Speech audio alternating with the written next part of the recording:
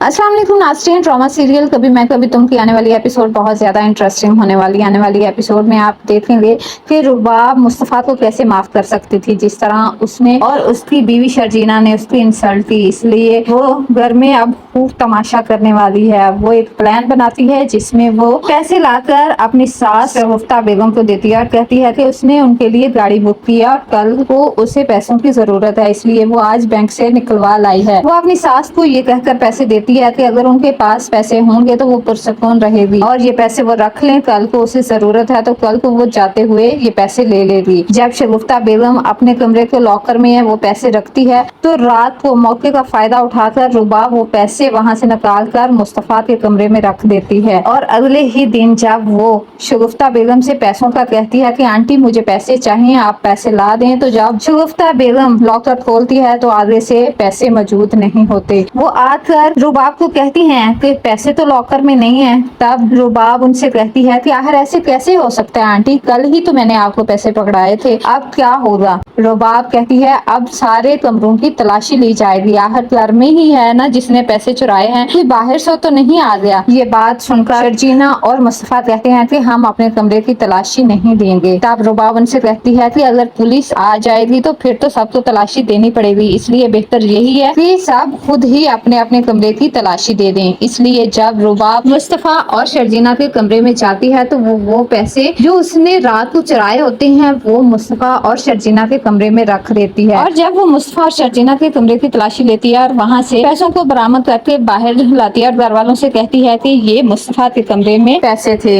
ये बात सुनने की देर थी कि मुस्तफा का बाप मुस्तफा को थप्पड़ मार देता है और मुस्तफा की एक नहीं सुनता। मुस्तफा जो अपने बाप को कहता है कि उसने ये पैसे नहीं चुराए, लेकिन उसकी एक नहीं सुनी जाती। मुस्तफा जिसे तो पहले ही पता था कि अब इस घर में रहना उनके लिए मुश्किल है, उनकी अमीर भाभी आए दिन कोई ना कोई तमाशा करती लेती है, लेकिन इस तरह का घटिया इल्जाम उस पर लगाया जाएगा ये कभी उसने सोचा भी नहीं था। और आखिरकार मुस्तफा शर्जीना को लेकर वहाँ से चला जाता है। अब वो इस घर में मजीद नहीं रहने वाला, क्योंकि इतनी इंसल्ट के बाद वो घर को छोड़कर चला जाता है।